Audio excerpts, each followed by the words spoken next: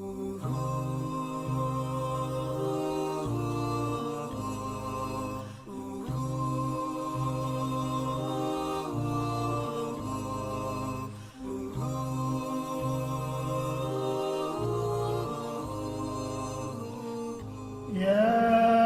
أيها الذين آمنوا اتقوا الله وقولوا قولا سديدا يصلح لكم أعمالكم ويغفر لكم ذنوبكم ومن يطع الله ورسوله فقد فاز فوزا عظيما. إنا عرضنا الأمانة على السماوات والأرض والجبال فأبين أن يحملنها وأشفقن منها وحملها الإنسان إنه كان ظلوما جهولا. ليعذب الله المنافقين والمنافقات والمشركين والمشركات ويتوب الله على المؤمنين والمؤمنات وكان الله غفورا رحيما. Assalamu alaikum wa rahmatullahi wa barakatuh. Welcome to yet another edition of All You Who Believe.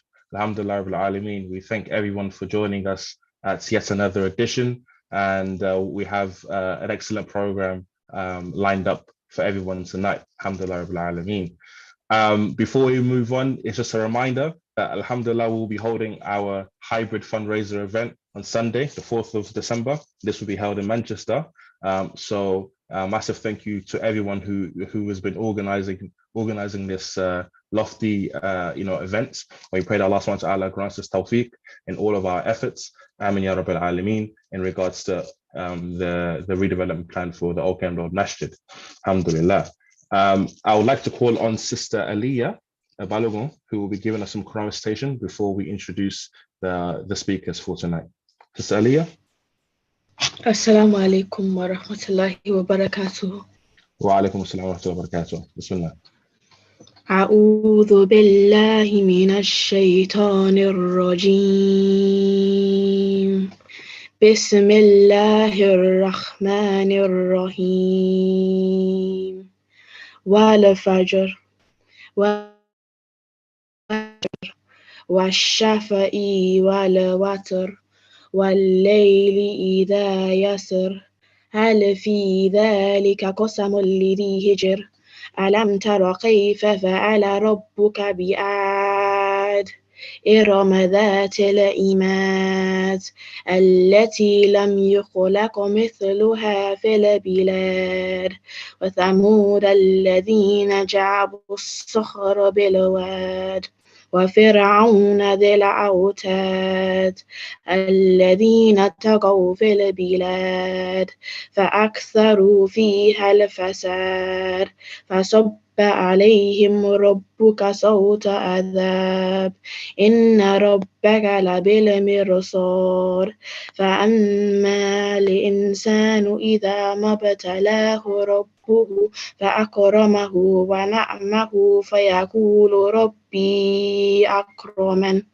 فأما إذا ما ابتلاه فقدر عليه رزقه فيقول ربي أهانن كلا بل لا تكرمون اليتيم ولا تحاضون على طعام المسكين وتأكلون التراث أكلا لما وتحبون المال حبا جما كلا إذا دكت الأرض دكا دكا وجاء ربك الملك صفا صفا وجيء يومئذ بجهنم يومئذ يتذكر الإنسان وأنى له ذكرى يقول يا ليتني قدمت لحياتي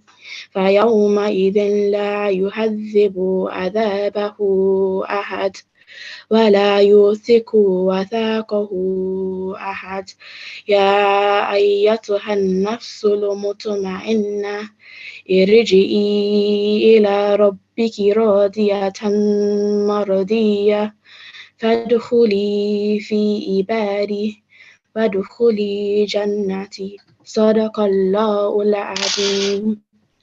Barakallah Feek, Takbir, Takbir, Takbir, Allahu Akbar. Barakallah Feek for that beautiful recitation, Sister Aliyah. May Allah subhanahu wa ta'ala grant you Jannah, grant your family and your parents in particular Jannah, and allow us to continue to benefit from the ayahs of the Quran. Amin ya Rabbil Alameen. And with that, I'll hand over to my dear father, Professor Mashood Badrin, to kick us off with the rest of the program. Assalamu alaikum, sir. Bismillahir Rahmanir Rahim. Taslim, Jazakumullah khair jaza for starting us off. And also, Aliyah, thank you so much for that beautiful recitation of the Quran. May Allah bless you. I also add my word as mentioned by Taslim. And our viewers and listeners from all over the world, both outside the UK and within the UK. Assalamu alaikum wa rahmatullahi wa barakatuh. And I also welcome us to this week's edition of O You Who Believe. O You Who Believe has come to stay. And I mean, we thank Allah for all his mercies.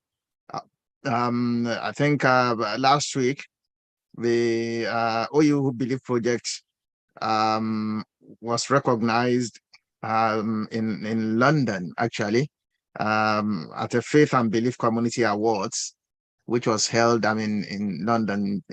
So the program is, I mean, going, I mean, places. Also, I mean, the role of Imam Tajuddin Salami was also recognized there because he has been the Imam for Old Kent Road Mosque for, I think, over 40 years now. May Allah continue to strengthen him and give him continued vision to be able to lead the congregation. Today we have one of our scholars in the UK, in London particularly. He has been on this program before, and he's always with this program. That's the way I want to put it. And many of us know him very well. He's Imam Muntaqo Ajibade Zuglul, the son of our Sheikh Mustafa Sunusi Zuglul. The Arabs will say that Al-Waladu Kamithli Abi. That is usually Wani, Omati, Okumbabi, Okunyoja. That is what Yorubas say. I mean, and the Yorubas, the Arabs also have a similar statement. Imam Muntaqo Zuglul is a business analyst and an entrepreneur, and is doing very well in that. We can all bear witness to. He's a very humble person. He says he would simply like to be introduced as a student of knowledge who learns by teaching and sharing what he has learned through engagements such as this platform and others. I mean, that's what Muslims, I mean, do. Muslim scholars generally, they usually consider themselves as, I mean, a student of knowledge. But really thank Allah for you, for the knowledge that Allah has granted you. He's a very scholarly and knowledgeable person. And he will be speaking to us tonight, I mean, on a very, very intriguing topic. They read you. They read you. I think I understand it, but perhaps, I mean, it's very intriguing. I don't know what to preempt what, I mean, Sheikh Muntaqo will be talking to us about. So we thank you so much, I mean, Imam Muntaqo, for your time and for your support for the program and for everything that you do within the Muslim community. May Allah continue to strengthen you and reward you for all your efforts and look after you and your family. Imam Muntaqo will be speaking for 25 minutes. And after that, as normal, and after that, inshallah, we'll have opportunity for questions amongst every one of us. So without, I mean, taking too much time, again, let me hand over to Sheikh Zuglul Mustafa Muntaqo. Bismillah. حياكم الله شيخنا حياكم الله الحمد لله رب العالمين إن الحمد لله نحمده سبحانه وتعالى ونستعينه ونؤمن به ونتوكل عليه ونصلي ونسلم على الرحمة المهداة نبي الهدى بحر الندى الصارم العدى وعلى أهله وأصحابه ومن والاه. We give thanks to Almighty Allah subhanahu wa ta'ala, the most beneficent, the most merciful, and I ask him to continuously bless the best of our Prophet Muhammad ibn Abdullah sallallahu alayhi wa sallam, his entire household, and whosoever follows him, like myself or yourself, until the day of judgment. Assalamu alaikum wa rahmatullahi wa barakatuh. I've been asked, like I said, when my brother, Wali Hassan, when he contacted me last week saying, Sheikh wants me to come on the program this week, and I'm like, I'm always joining the program to come and learn. So I'm always scared to be asked to come on the platform where many of our fathers, the great scholars, so those who have dedicated all their time, all their lives to Islam and to the deen and to the teaching of Islam. So for people like us that we are out there to come and speak about Islam is always a bit scary for me. But Alhamdulillah Rabbil Alameen, like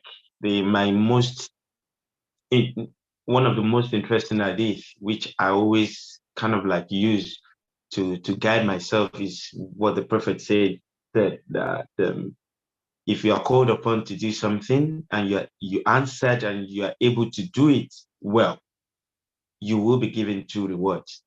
But if you answered, you are called upon to do something good and you answered, you accepted, but unfortunately you faltered one way or the other, don't be sad. You will also be given a reward. The reward is the reward that you were asked to do something and you still accepted, even though you are not able to do it.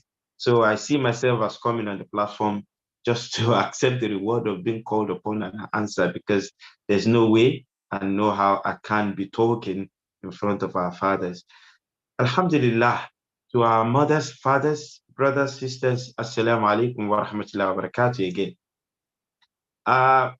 The topic that I was given, which is the read you, like Prof said, is quite intriguing, and it kind of like, it must come with a bit of context, and it depends on how you see it. So, and hopefully the way I contextualize it comes across the same way the organizers of the program, they've actually conceptualized it as well. So I feel the topic they read you, it's more about we Muslims, we try as much as possible to be the ambassadors of Islam. Before people pick up the Quran, before they pick up the Hadith, the Bukhari, the Muslim, before they pick up all that, the first thing they see is you.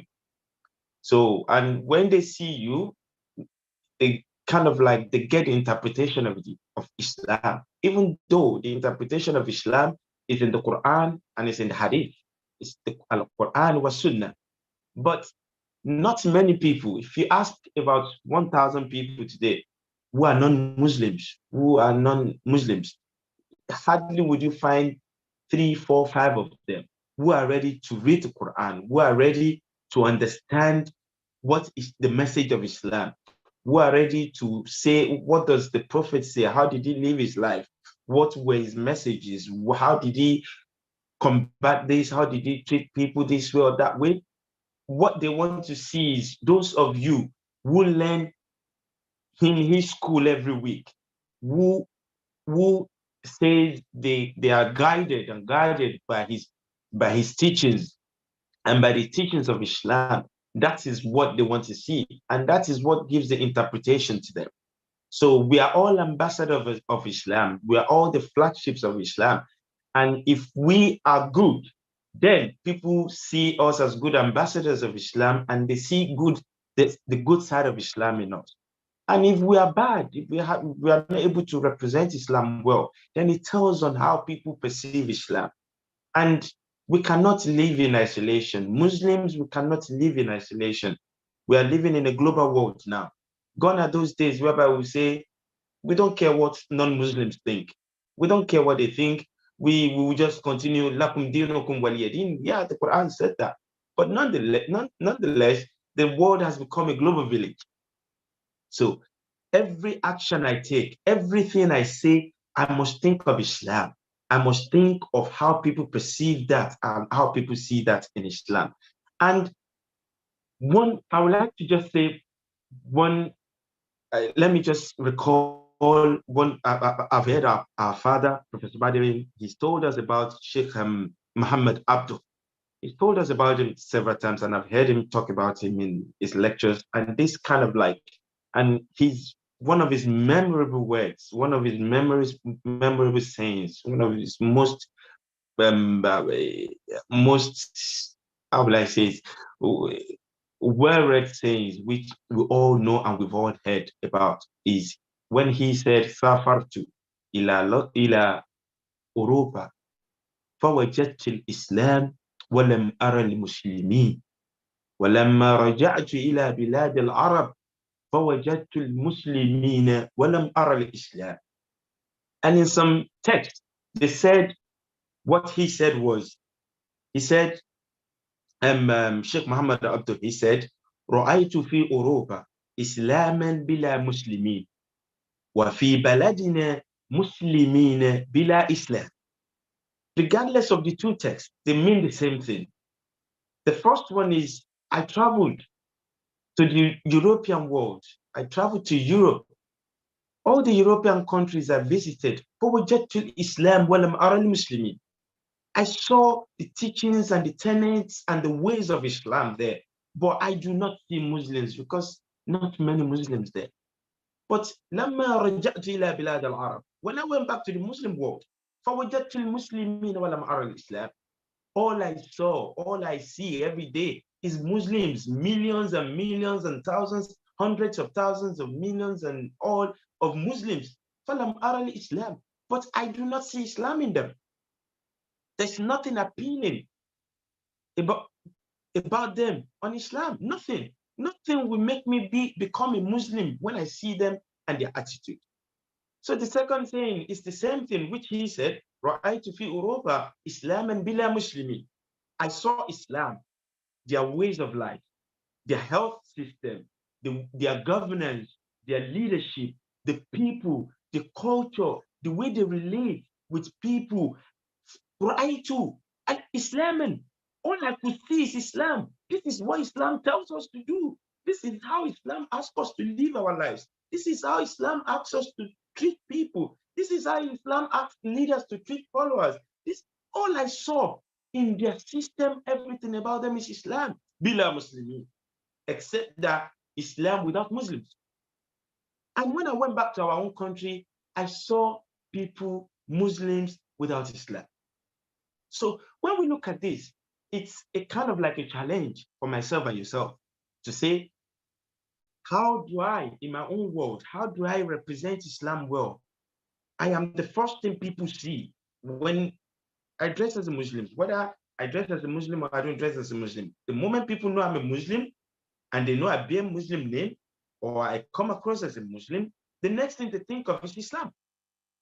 Let me see how it's going to relate with me. Let me see if it's going to be like those people we see every day who are terrorists. Let me see if those people, this, that, that's they are judgmental. Immediately they see us, they are judgmental. So that is a kind of like a big challenge to myself and yourself, that how do we, as Muslims, as much as we don't want to live our lives based on how people think about us, but nonetheless, we are the da'wah. We are da'wah. We are the flagship of da'wah. We are the ambassador of Islamic da'wah. So therefore, we must be able to exhibit some certain characters, certain characteristics, certain tenets, those tenets and characteristics and ways of life must align with the Islamic way of life.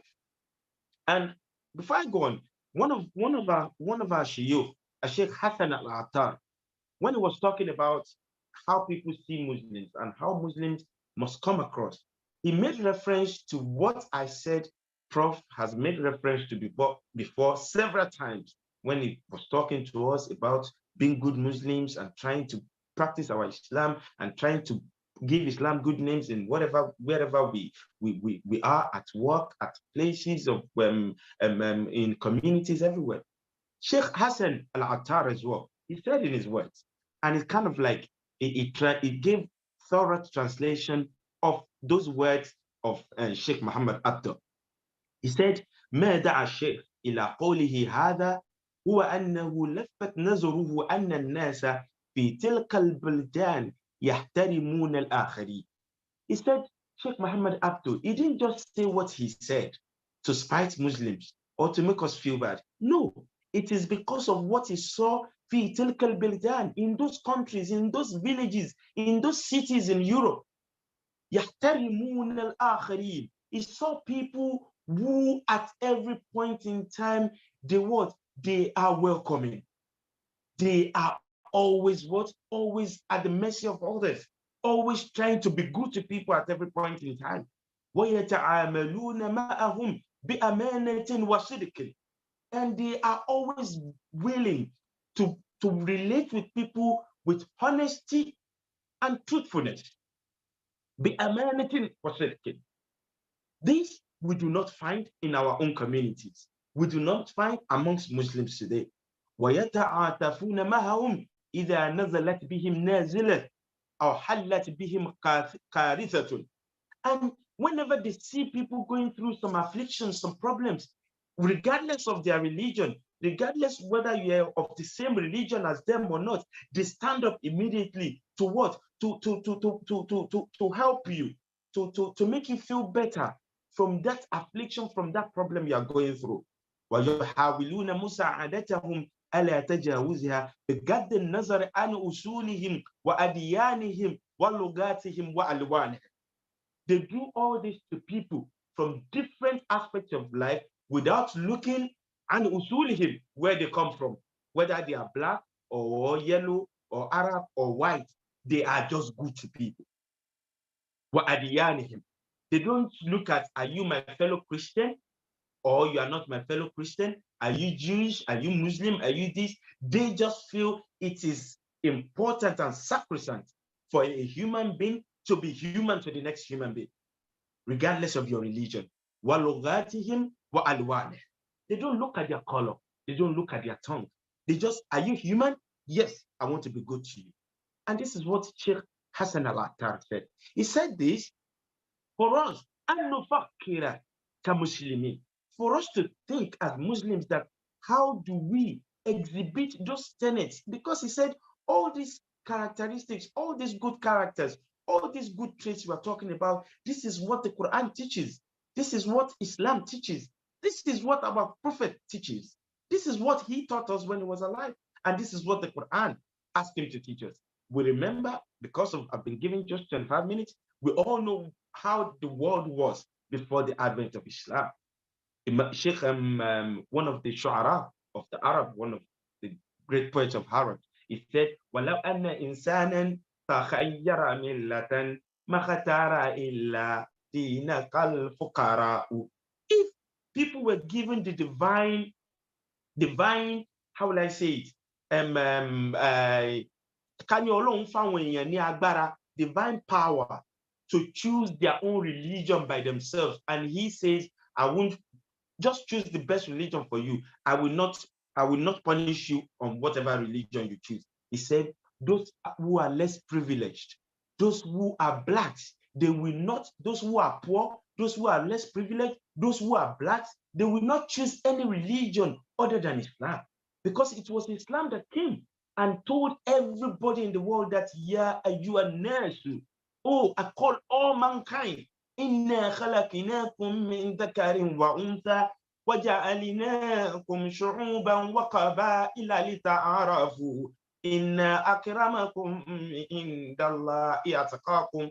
Allah says, Allah ni gbogbo yín pátá ọkùnrin àtobìnrin ni ló dá yín o. My brother said, come and mix it pẹ̀lú Yorùbá. So, Allah ni òun, you all are created from man and woman. No one is better than the other. وَجَعَلْنَاكُمْ شُعُوبًا وَقَبَائِلَ. I have divided you and made you into continents, into countries, into tribes, into people and cities and towns. Not because some people are better than the other. It is because for you to just differentiate and know yourselves. Inna akramakum indallahi atqakum. You are all the same in my sight. No one is better than the other, and you must be good to yourselves. So this is what Islam has brought. But let us look at what is happening in our world today. We are all here. Some of us, I could remember just like a couple of years ago. I don't like talking about the years I've spent in London. Kind of like it weighs me down a lot, but it makes me feel sad. I've been in this country for so long. But I could remember that afternoon in Isolo when my father picked up the phone and he called Professor Badin and he said, yes, I'm releasing this boy to come to London to you, not because of anything. I don't want to lose hope on him. I don't want him to come there and he does this. And he wasn't happy to let me go. But since I've been in this country, United Kingdom have made me to feel at home. This is my home now. United Kingdom has afforded me every opportunity like I could ever think of. It has afforded my family. I have a family here. My kids are enjoying the best and the best of healthcare, the best and the best of education, the best and the best of every amenities you can think of. I have some people who had gone to Arab world decades and years before I came to London. They are still running from one house to the other in those countries. They cannot go out. They don't have ordinary stay to even say, let us just stay and walk. They cannot walk freely. They've been there for 30 years. They've been there for 40 years. They do not have anything to show for it. They cannot even go back to Nigeria and come back in. No, they don't have visa. They don't have visiting visa. We have some people that got to this country 5 years ago. They are holding British passport now. They have every right, like every British person can think of. Yes. So we can see where Sheikh Mohammed Abdul, where his talk is coming from. I see Muslims, a lot of them, but I don't see Islam in them. So we can see that. And we're talking of the Arab world. Yes, we're talking about them. But let's go back to Nigeria as well. Let's see what Muslims are doing to themselves. Let's see what if we count the number of people who have been presidents in Nigeria, we know how many of them are Muslims. We know 70-80% of them are Muslims. We know 70-80% of them they identify with Islam. We know majority 80% of those who have been in power in Nigeria from long time ago, 70-80% of them identify with Islam. What we see in Nigeria, does it exhibit? Is it a good show for Islam? Is it a good show for the Ummah of Prophet Muhammad sallallahu alaihi wasallam? Is this how the Prophet lived his life? So we can go on and on and on. So as people, we must have it at the back of our minds that we are living our lives at the same time. We are ambassadors of Islam. If you are a chairman of a community, remember you are representing Islam. If you are on the train, remember you are representing Islam. If you are anywhere you find yourself, remember you are representing Islam. And I was fortunate to do Umrah with him. Khabab is one of these very great UFC fighters. And I saw he was talking along the same line of what Sheikh Mohammed Abdul said. And he was saying it right in Saudi Arabia when he was a state guest in Saudi Arabia. And after they gave him everything, and he went back for the reception, and he said it right in front of them. There, that are we good ambassadors of Islam? That's what Khabab, that's what he told them. Are we good ambassadors of Islam? Is this what Islam tells us? Are we giving people their rights? Are we affording people opportunities? Are we doing like those who will claim they are kuffar, those who will think, oh, Islam, you wanna. It wasn't Islam. It wasn't Islam. It was billions upon billions. Yet you take just 5 million to send 20 people to Saudi Arabia to go and do Umrah and pray for you to be governor, for you to be minister, for you to be president. Yet in your house, you have loot of over 50 million people in your house, sitting in your house for you and your family. Yet we forget that religion is supposed to make us better people. And this is why we as Muslims, we should always have it at the back of our minds that it is sacrosanct on us to live and abide by the teachings and the rulings and the tenets and all the attributes of Islam. So we must strive to become ambassadors. We are all ambassadors of Islam, but we are not all good ambassadors of Islam. Yes, every Muslim is an ambassador of Islam, whether you like it by default. By default, we're ambassadors of Islam. But it is left for you to choose if you want to be a good ambassador of Islam or a bad ambassador of Islam. And the only way we can be good ambassadors of Islam is for us to walk in the Islamic way, for us to show people, let people see the footsteps of Prophet Muhammad sallallahu alaihi wasallam in us. Let us be a beacon of hope to those who are around us, whether they are Muslims or they are non-Muslims. Islam is a perfect religion. It's been there for 1,400 years ago, 1,400 years ago. Islam has been perfect. Al-yawma akmaltu lakum dinakum wa atmamtu alaykum ni'mati wa raditu lakum al-islam madina. Allah says, we have perfected your religion for you. The Islam is perfect. For Muslims, we are not.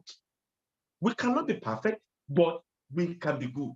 Nobody can be perfect. Al-kamal lillah. Only Allah has right to perfection. Even Prophet Muhammad sallallahu alaihi wasallam was never perfect. There were so many instances in the Quran where Allah rebuked him, where Allah told him you can do better to the less privileged. You can do better to the blind man. You can do better to this. You can do better to your wife. But as Muslims, we must strive to be good. We must strive to be the guidebook of mercy to mankind. And this we do not find in Muslims again.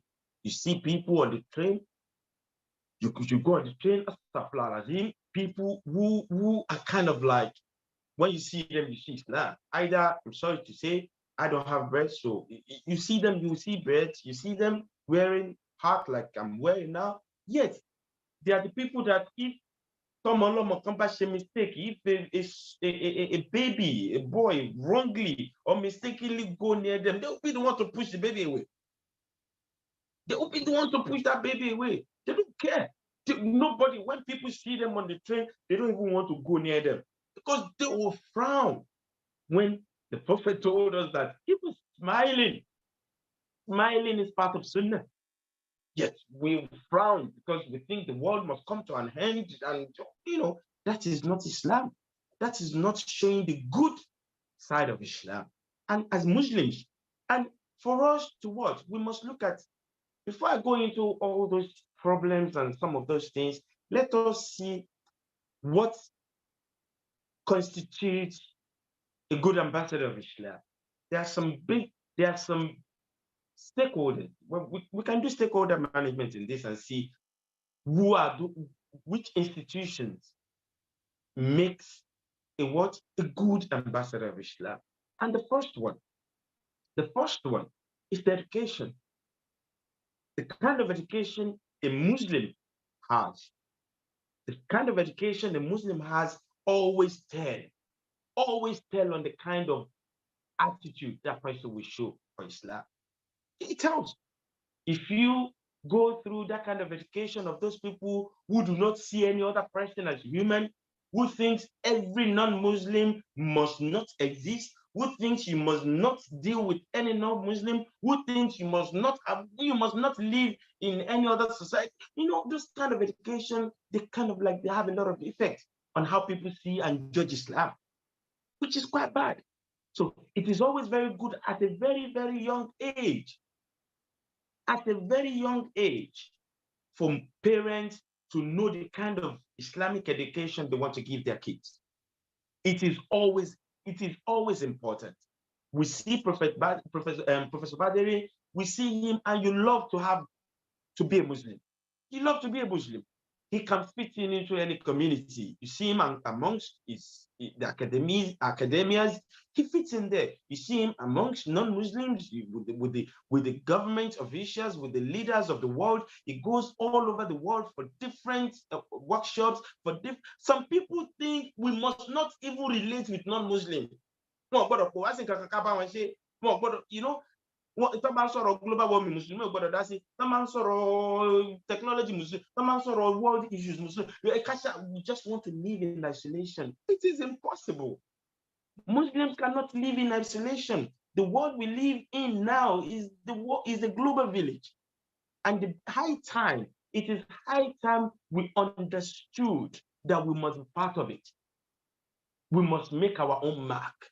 Let Islam have its own mark in the world, in world affairs.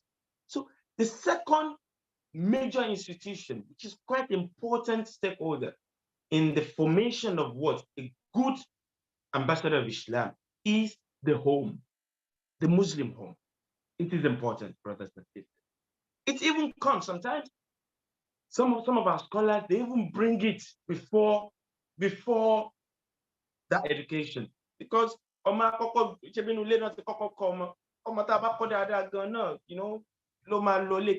make a good mark in bed. But not the Muslim home. The parents must first be good ambassadors for their kids. The home must be a sanctuary place for that child, where parents and children, where they can come together, they can learn, rub off each other, learn the teachings of Prophet Muhammad sallallahu alaihi wasallam. When you go out, this is how you relate with people. This is how you relate with elders. This is how you relate with the rich. This is how you relate with the poor. This is how you relate with women. This is how you relate with men. All these things, all these teachings must start from the Muslim home. It is essentially important that discipline, those teachings of Islam, starts from the home. And parents, most of these things, parents do not even understand it. And that is why I bring that education before home. Because I feel those parents, we ourselves as parents, we first need good education. Need good Islamic education, look fair in Bible into their kids. And that is why I always change it around to bring that Islamic education first before the Muslim home. Because the parents, the mother, the father, they both even need that good education as well, in order to make the home a sanctuary for their kids. And brothers and sisters, we all know what the world we live in today. We must know that Islamic education, the manners and the morals of Islam, for our child is essentially important in this age and time. In this age and time of social media, it is essentially important. We cannot, gone are those days, some will be one watch the law, they will go and look for money, and they will say, I want for my low. Social media, we all know what those gadgets, what they do now. Those smartphones we see, they have become the guardian angel for our kids now. They have become what our kids, what they see. They have become what our kids, what they lack. They have become they have become the friends, the fathers, the mothers, and the brothers and sisters to our kids. Our kids now, they will prefer to talk to strangers than talk to you at home if you're not careful. So the smartphone has become their personal prison, if I may put it that way. Not in prison around. So it is important for mothers to know that gone are those days that we can say, we must be hands-on.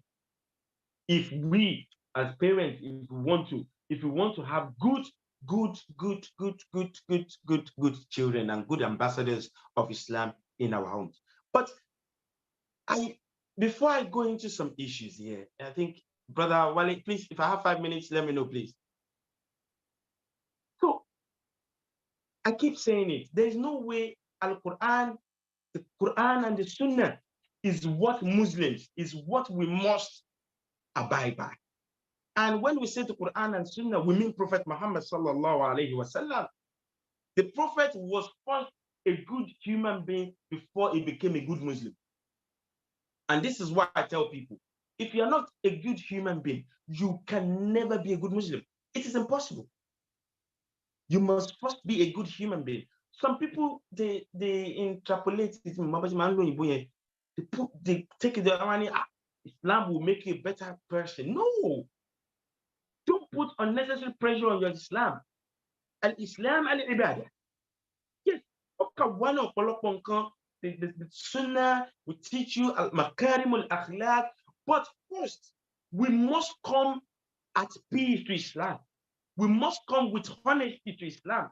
We must come with righteousness to Islam. So we won't put unnecessary pressure on Islam. We must first be good human beings. The Prophet Muhammad sallallahu alaihi wasallam, he was known as Sadiqul Amin. Sadiqul Amin. He was known all over Makkah before they knew him as a Muslim. He was known, Muhammad is the most truthful person, is the most trustworthy. So he's kind, he's the most kind. He's always good to people, he smiles at people, he helps people, regardless of your religion, regardless of where you came from. So as Muslims, we must be human, we must be good to people. We are living, especially the way I always tell people, the way we in this part of the world, the way we see Islam will always be different from the way our fathers, our mothers, our brothers and sisters in Nigeria and in Saudi Arabia will see Islam. Because we are living in the thick of non-Muslims. And we are minority. We are not just living in the thick of non-Muslims, we are minority. But these non-Muslims, let us look at the system. Are we looking at the benefit system? Are we looking at the leadership? Are we looking at the governance? Are we looking at so many amenities that they have afforded us in a community that is not a Muslim community? So we must strive extra hard. We must see things in a bigger picture than those who are home who see it. So our theory, we can see what humanity entails. We can see people who are good. Oyinbo will be good to you. Ṣùgbọ́n tó bá ti rí ẹni ló ti máa rẹ́rìn sí ẹ, tó bá ti rí ẹ ló ti fẹ́ ṣàánú ẹ, tó bá bá dáadáa àti ní kó jókòó àti ṣe dáadáa sí ẹ. These are people who do not read the Quran and do not read the Sunnah of the Prophet. And that is where I started from. Sheikh Abdul, that's why he said, لما سافرت إلى أوروبا وجدت الإسلام ولم أرى المسلمين ولما رجعت إلى بلاد العرب فوجدت المسلمين ولم أرى الإسلام. We know what we see. We go to the Muslim world almost every other time. We know what we see there. We know how people relate to us, even though we are fellow Muslims. I know how they relate to me when they see me that I'm a black Muslim. And I'm saying this, Allah shahid. Allah is my witness. I know how they relate to me when they don't know where I come from. They don't know anything about me, but they know I'm a black person. They see me as what? As inferior to them. The only time they will treat you good is when you take out your passport and they see where you come from. That is when you now become a golden child to them. Ooh, and I'm in London. MashaAllah, Kayfa Baratonia. And I was sad, like Yazal Jalal wal Ikram. You've been treating me like a nobody. I've been standing there. You are tending to other people. You are not willing to help me. Now is my turn after waiting for hours that you should have attended to me. Just because you think I'm from Africa and we are low level people. Now you asked for my ID. I brought out my passport. Now you are trying to treat me differently. Ayn al-Islam. Where is the Islam? If you have to know where I come from before you treat me differently. Even though I said Assalamu alaikum wa rahmatullahi wa barakatuh, you can say I'm a Muslim. But no, that does not make you treat me good. It does not make you treat me better. The only reason why you're treating me better is because of where I came from. Yeah, I've got 5 minutes left. So that is why the Prophet was first a good person. He was a good human being before he now started exhibiting the teachings and the tenets of Islam, which makes it good. And it's always good for you. And that's why the Sahaba, the Prophet told us as well in Tafsir, he said, the Sahabas, they used to say, تعلمنا الإيمان قبل أن نتعلم القرآن. They first learned Iman. They first learned to have good heart. They first learned to believe in Allah. They first learned to be good people before they started reading the Quran. Before the Prophet started teaching them the Quran. So as Muslims, we must try and strive to be good people. And I've got some point here. Prophet Muhammad sallallahu alaihi wasallam, he said in one of his hadith, he said he's not a believer. Wallah, he's not a believer. Wallah, he's not a believer. And they asked him, who are you talking about? He said, whosoever is not good to his neighbors, regardless of their religion, regardless of where they come from, whether they're Arab or they're black, you must be good to people you see. And that's why Prophet Muhammad sallallahu alaihi wasallam, he's always good. He's always patient. Even when people try to do him bad. We remember the story of the Bedouin that went into the mosque. You know, back in the days, there were no walls, there were no buildings. He saw people praying in the mosque, and the Prophet was delivering a sermon in the mosque, and people just finished praying, and he just went there. He started peeing. And you know the Muslims, and they were like, he wants us, Anabi Muhammad, Anabi Muhammad sallallahu alaihi wasallam, Anabi needs to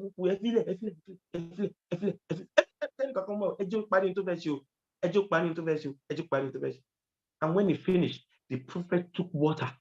Anabi Bumi, Osi Lord, Anabi wa for Anabi. That singular act made that person become a Muslim. That singular act of kindness made that person become a Muslim. So that person read the Prophet before knowing what is in the Quran. He read the Prophet before knowing what the Hadith says. He read the Prophet. He read who he was. Not because the Prophet told him, Ashhadu an la ilaha illallah, Allah sabah in surah al-Kafirun, Allah sabah in surah al-Inna, Allah sabah. Anabi was the attitude as Islam. And it's the same thing with myself and yourself. We can see all the good things of the Quran. If we do not exhibit good character to people, they will not. I'm sorry to say, they will not hear whatever we have to say. And it's important. Prophet Muhammad sallallahu alaihi wasallam, Koda, Anabi sees those who are not Muslim, he sees them as human beings. One logic, they were going, there was a procession going, and they were carrying a dead body. And the Prophet was asking, who is that? They said, who is a Yahudi, non-Yahudi, non-Jewish man? And the Prophet stood up. So out of respect for the dead. And after going, the Sahabas were asking him that, didn't you hear that person that died is a non-believer? He's a Jewish person. The Prophet said, Alaysa bi insan? Was he not a human being? Check it, say any. Check your man flow long any. When you be any, to party jay any, dadana ni ko kashi dada si, dadani ko karu dada ro. O wa laye ko sila ino. Sadaqah Rasulullah. So those were the tenets, the teachings of Prophet Muhammad sallallahu alaihi wasallam. Ba nabi shekini. So when Jibril was asking him, Anabi,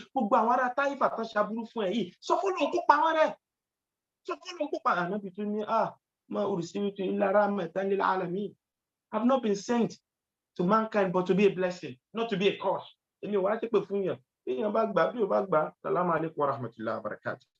So those were the attitudes of Prophet Muhammad. And that is how he was able to win the hearts of many people. He was able to win the hearts of Muslims, non-Muslims. He was able to relate with people, and people loved him all over. Muslims of today, what we want to do is, yet, you see them, the social media, Nigerian social media is thinking. Nigerian Muslim social media, including those who are supposed to be dignified scholars. It is thinking. It is an eyesore. It is an eyesore. When you look at people who are claiming to be Anabi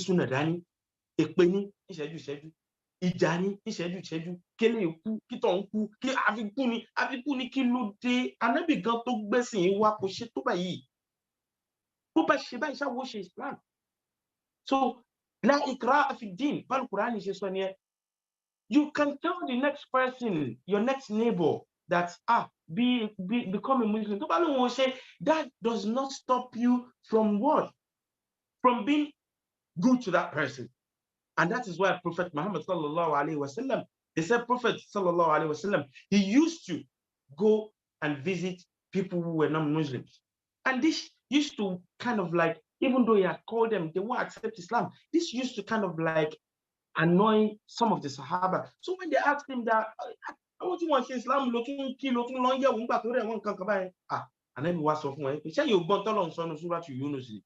Didn't you hear what Allah says in Surah to Yunus, chapter 99, where Allah says, وَلَوْ شَاءَ رَبُّكَ لَآمَنَ مَنْ فِي الْأَرْضِ كُلِّهِمْ جَمِيعًا أَفَأَنْتَ تُكْرِهُ النَّاسَ حَتَّى يَكُونُوا مُؤْمِنِينَ أَفَأَنْتَ تُكْرِهُ النَّاسَ حَتَّى يَكُونُوا مُؤْمِنِينَ. Ọlọ́run ní bẹ́ẹ̀ ni Ọlọ́run bá tó, bí n bá lágbára ẹ̀, bí mi Ọlọ́run bá fẹ́. وَلَوْ شَاءَ رَبُّكَ, bí mi Ọlọ́run bá fẹ́. لَآمَنَ مَنْ فِي الْأَرْضِ كُلِّهِمْ جَمِيعًا. Ọlọ́run ní gbogbo ẹni tí ń bẹ nílé ayé ni ó ṣe tèmi Ọlọ́run. Tí ní nídìí rẹ, tí ní nídìí Musa, tí ní nídìí Isa, tí ní nídìí ẹnìkankan. So ẹni bá ṣe ẹ fi ilẹ̀ fún mi, ẹni tí ò bá ṣe ẹ fi ilẹ̀ fún mi, ẹ̀yin kọ́ ni kẹ́ dájú ẹ̀ láyé. أَفَأَنْتَ تُكْرِهُ النَّاسَ حَتَّى يَكُونُوا مُؤْمِنِينَ. Tó fẹ́ máa kórìíra àwọn èèyàn nítorí pé wọ́n ṣe Islam. Taniọ́. So who are we to judge people? Ẹ jẹ́ ká wà dáadáa sáwọn èèyàn, whether they are Muslims or they are not. Time is up. أقول قولي هذا أستغفر الله لي ولكم ولسائر المؤمنين. والسلام عليكم ورحمة الله وبركاته. Even though وعليكم السلام ورحمة الله وبركاته. حياكم الله. وعليكم السلام ورحمة الله وبركاته.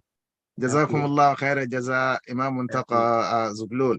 Thank you so much, I mean, really, for the wake-up sermon that you've given us about our attitude and our dispositions as Muslims wherever we are. You know, I used to say something, I mean, I just said this to my students in class yesterday when we're looking at Islam and modern times.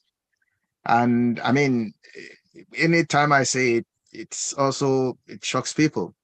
You know, the attitude of Muslims, as you rightly mentioned, most Muslims, the attitude of many, if I may not say most, of Muslims all over the world today actually puts the Sharia on trial. You know, the attitude of most Muslims, it puts the Sharia on trial. And this is why you find out that a lot of the time, you know, you tell people, we become very defensive. You tell people that don't look at what Muslims do, look at what Islam preaches. Why can people not look at what Muslims do? And we be defensive. I mean, and people will tell you, I mean, a lot of the time when you make that argument, people will tell you that then perhaps Islam is just theoretical, maybe cannot be put in practice. This is why, you know, it is saying something else, people are doing something else. So it's a very good wake-up call for every one of us. I mean, and we need to really search ourselves, search our souls. You know, Islam is very practical, and we should, you know, try as much as possible to retune ourselves, our orientation, our attitude in fulfillment of that. And the example is this. The wife of the prophet was asked about the character of the prophet. He said, Kana khuluquhu al-Quran. This is exactly what she said. He said, the life, I mean, I don't need to tell you much that the prophet is like this, the prophet is like that. He says his character is the Quran. So this shows clearly that as Muslims, you know, we need to try as much as possible. A lot of the time, you know, that's just the issue. And in Arab parlance, they call it tatbiq. You know, tatbiq, that is application, becomes really a big issue in the lives of the Muslims. And we can be better. You know, the Quran tells us, كَذَلِكَ جَعَلْنَاكُمْ أُمَّةً وَسَطًا, you know, لِتَكُونُوا شُهَدَاءَ عَلَى النَّاسِ. Allah says, كُنْتُمْ خَيْرَ أُمَّةٍ أُخْرِجَتِ النَّاسِ. Allah talks about all this all the time. You are a best community race for humanity. You know, you have really, really, I mean, given a wake-up call. I mean, and one has really nothing much more to add. You know, as I mean, the scholars used to say, Islam has 3 levels. If you really want to take it to its ultimate, it has 3 levels. But a lot of the people just take one step and they stop. You know, you accept Islam, then you come into Islam, from Iman, Islam. Then Iman, because Iman is of two types. The Iman lidukhul fil Islam, the Iman you do, the Shahada to come into Islam. Then after you come into Islam, Iman, your Iman has to go up. Then Ihsan, Iman, Islam, Iman, then Ihsan. Islam. This is why Allah says, "Wa'ahsinu, inna Allah yuhibbul muhsinin." Whatever you do, Allah says, be the best. Do it. Because Allah loves those who are good doers. So nobody is a saint. But the truth of the matter is you just have to try and be good ambassadors of Islam wherever you are. You have to try as much as possible. May Allah really reward you and put this in your Mizan al-Khair. And what you have reminded us tonight, may Allah make it beneficial for every one of us. Everyone, individually and collectively. I have to say that as well. It's not only about it individually, we need to improve ourselves, and collectively, we need to improve ourselves. So it's really very, very important. May Allah reward you. We'll have time to take questions, inshallah. But before questions, let's go quickly to the control room and have a brief interlude before we come back. Control room, please.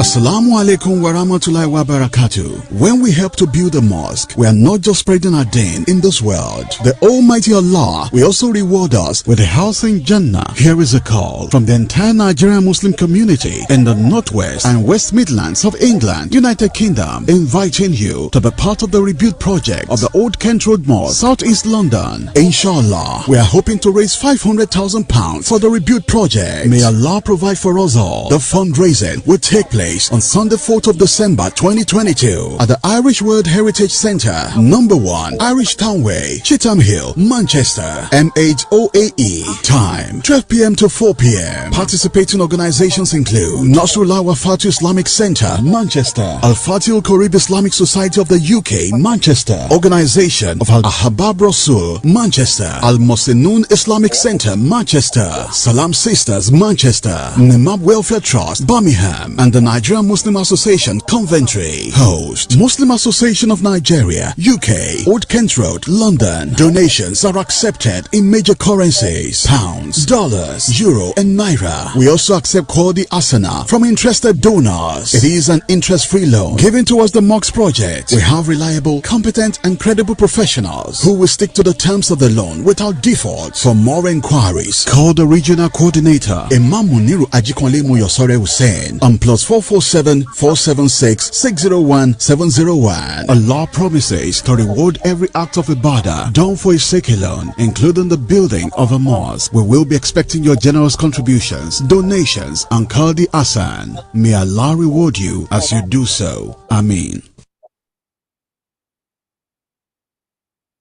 هل لك سر عند الله بينك أنت وبين الله هل لك صدقات تخفى لا يعلمها إلا الله قصص لا تكشف إلا بكتابك حين ترى الله ما أحراك بهذا أن يكبر قدرك عند الله.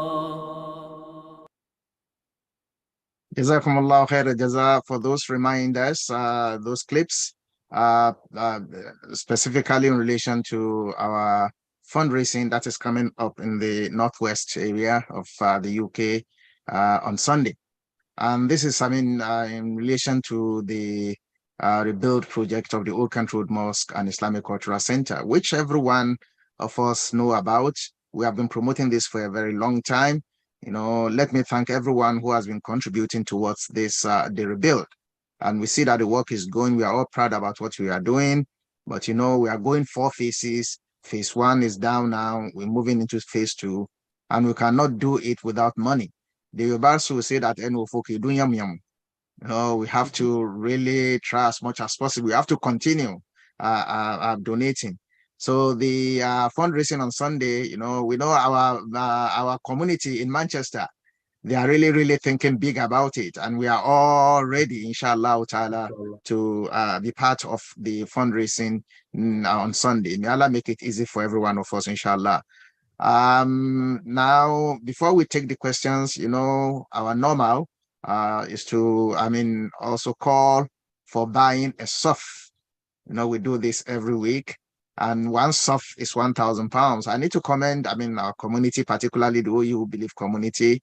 People have been donating openly and secretly to ensure that we are able to raise for the SUF every week. We thank you. We thank you. We thank you. May Allah put it in your mizan of khair. So today, inshallah, as I normally start, Allah says, as-sabiqun, as-sabiqun, ulaika humul muqarrabun. Who will be the forebringer, forerunner tonight, who wants to start the buying of the SUF for tonight? Anyone wants to start? And we know that if somebody starts immediately, inshallah, the support will be coming from right, left, top, bottom, and center. And I believe, inshallah, we'll also be able to buy the full SUF or even above that today, inshallah, tonight. So who will start? Who will start with today's SUF? Man dhal ladhi yuqridu Allah qardan hasana. Who is he who will lend Allah a goodly loan? In relation to everything. Even when we give charity, it's as if we are loaning Allah a loan. And Allah has promised that he will reward us back at the IFN, in multitudes. So it's really very important that we bear that in mind. Who is going to start tonight? Let's do it quickly. I know there are a lot of questions. If your hand is raised for donation, please retain it. But if it's for questions, you can for now. Galaxy A2 core.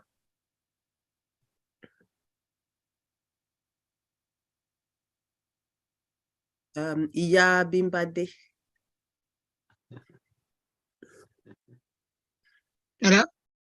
Abala Ganye Muntaka. Yeah, everybody can get in London. Everybody can get in. That's good. MashaAllah. Tafadhal. Assalamu alaikum. Wa alaikum assalam wa rahmatullahi wa barakatuh. I'm around 200. 200 pounds. MashaAllah. Jazakumullah khaira jaza. This is really very promising tonight. Yabin Badi Alaja has, started with 200 pounds. Really, really pushed us forward very quickly. Jazakumullah khaira jaza. May Allah put it in your mizan al khair. Thank you so much, for this. Who will support Alaja? And who will support Yabin Badi Kikiri? Who will support her? Inshallah. We are going to 1,000 tonight as well for the SUF. Bismillah. I think Galaxy A2 core has unmuted themselves now. You can come in, Galaxy A2 core.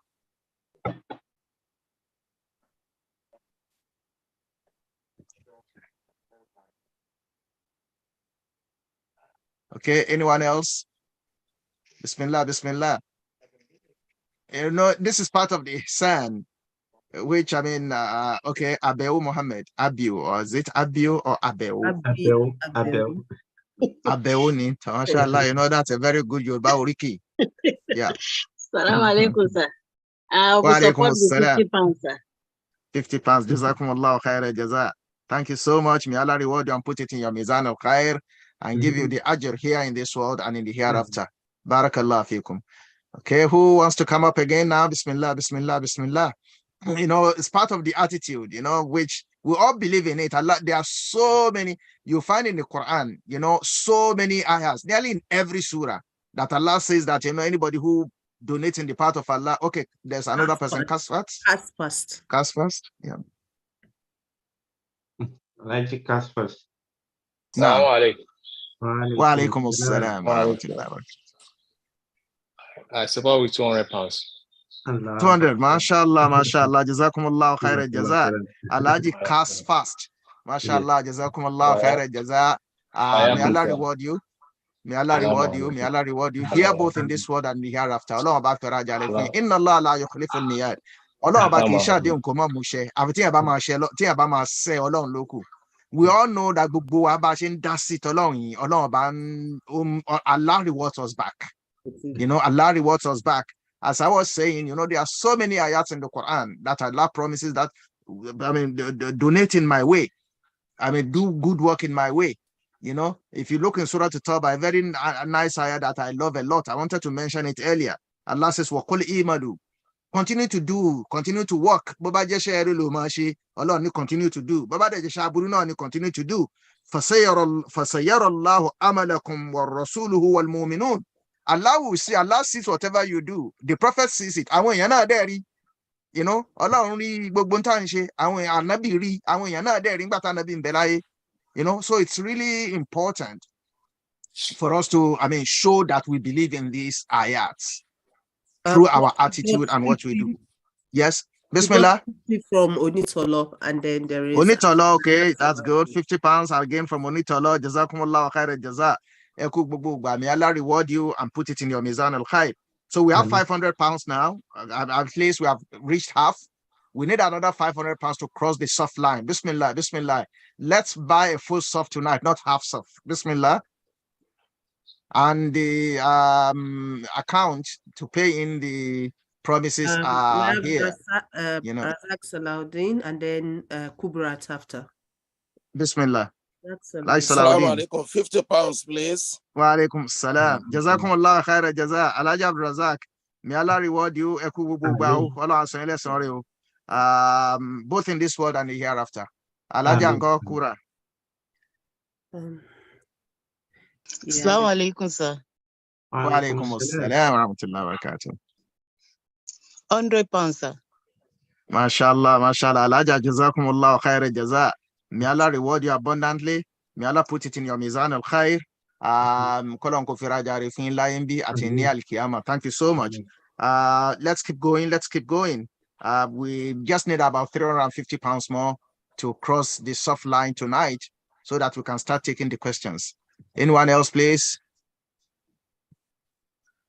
Galaxy A2 core.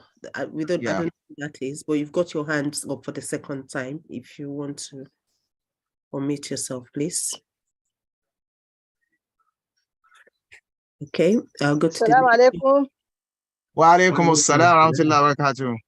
£50, please. Inshallah. Alhaja Sharifa, jazakumullah khaira jaza. £50. May Allah put it in your Mizan al-Khair. You know, there are so many of us on this program who are, constant customers. And to bade bolo basho ko ni padanu atento nse ni gbangba atento nse ni koro gbogbo apata lolo ma san lesan ri laya ti ni alkiyama. Thank you so much. Okay, we need just £300, I think. Ola Bashir. Naam. Assalamu alaikum. I think Alhaja Arulu. Wa alaikum assalam. £50, please. £50. Jazakumullah khaira jaza. Thank you very much. May Allah reward you and put it in your Mizan al-Khair. And so that we'll be able to witness the completion of the mosque, inshallah. Faddal. Alhaja Arulu Ambe. Assalamu alaikum wa rahmatullahi wa barakatuh. Alhaja wa alaikum assalam wa rahmatullahi wa barakatuh. £100, please. £100. Jazakumullah khaira jaza. Alhaja, thank you so much. May Allah reward you and put it in your Mizan al-Khair. Beshen Shenani yen bugba. Olorun ba fi rajare fun okay? My what do you call it? My normal, what do you call it? A consistent caller. She doesn't, Allah knows her, and she doesn't want to always show herself. She will call and say, so the constant caller, Eru Obama has also donated £100 here through a call.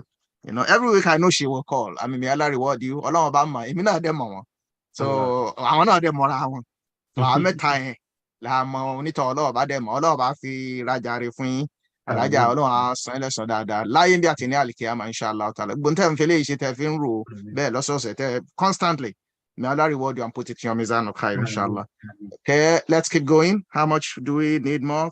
3, 5, 6, 7, 8, 9. Okay, we have 950 actually. We just need £50 to cross the line. But Babari Jibel or not, I'm okay.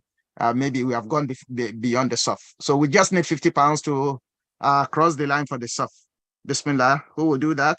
3, 5, 6, 7, 8, 950. Yes. £50. Anyone?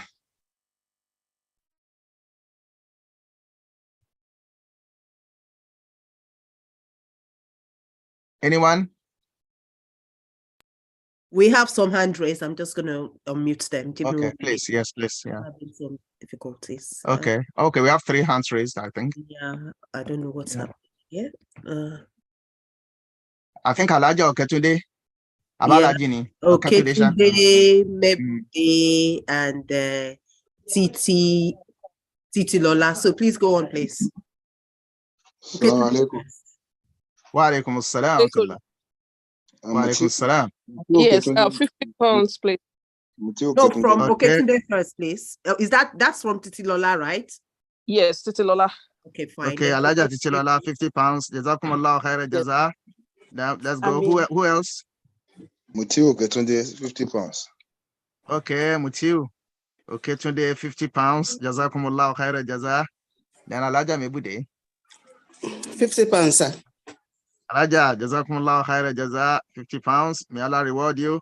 So we have 1,100 now. So we have crossed. We have also been able to buy a soft tonight. We exceeded it by 100, but that does not, stop anyone who wants to put in. Sometimes we get to a soft and a quarter. A soft and a quarter is 1,250. So now we have a soft with an extra 100 pounds. So inshallah, we pray for everyone. Attend to Shiti and Bangba, attend to Shiti and Koro, attend to Fair Sheton Lokan. And people who have been donating in other ways, apart from, on the platform of OU Believe every week. Allah knows us. Allah knows the reason why we are doing this. It is because of our faith. We believe in it. We believe in what we are doing. Otherwise, because the Yoruba say, money is like mustache. It's very, very difficult to pluck out. So you put your money where your mouth is. That's why we are putting our money there. Doubt about it. As a Muslim.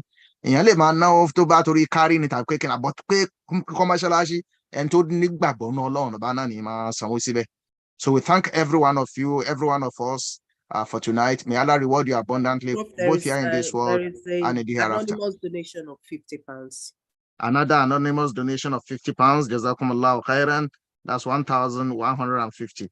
Maybe we'll still get maybe 100 pounds before we finish, so that we buy a soft and a quarter. But let's now go to questions because of time. Questions, please. Please, you can raise your hand if you have a question. But the first one we have here says the non-Muslim nations are responding to the directive of Allah as narrated in Hadith and Quran. In this wise, does it mean that Allah will reward them with Jannah, or their goodness is only rewarded in this world? With what? Sheikh Zaglul, Bismillah. I would have left that to Sheikh. No, Bismillah. The platform tonight is yours. So Bismillah. Yeah, we outrightly, Allah will not reward them with Jannah. But every good deed cannot go unrewarded. So they will end their rewards. Either in this world or in the hereafter, they will end it. Because they are done good. So it's, if you do not believe in the oneness, the wahdaniyah of Allah, you won't, there's no way.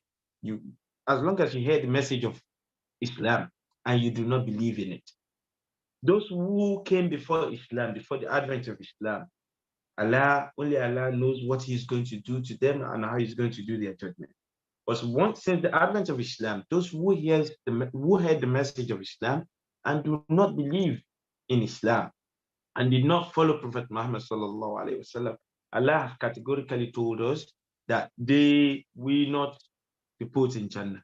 Like if you do good, you will be rewarded. And our Prophet, he reminded us of a verse earlier on where he said, Inna Allah la yudi'u ajra al-muhsinin, or Inna Allah la yukhlifu. He said something about what.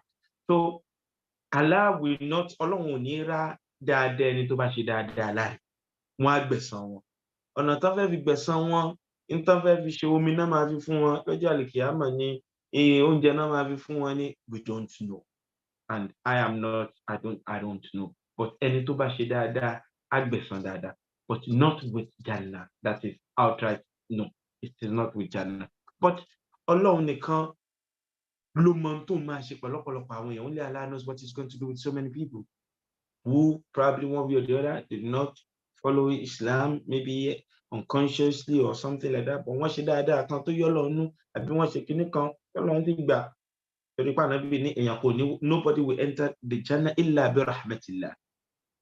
Pẹ̀lú àánú Ọlọ́run nìkan. So, but outrightly, dáadáa yẹn is not a license or a pointer to them going into Jannah. No. But dáadáa Ọlọ́run á san wọ́n lẹ́san. Naam, Jazakumullah khairan jaza, Sheikh Muntaka. Thank you so much for that, appropriate answer. Actually, there's an hadith in Sahih Muslim that indicates that when a non-believer, a kafir, when they do good in the world, certainly Allah will reward them with goodness in the world, because hal jazaa'ul ihsan illa al-ihsan. The reward for goodness is goodness.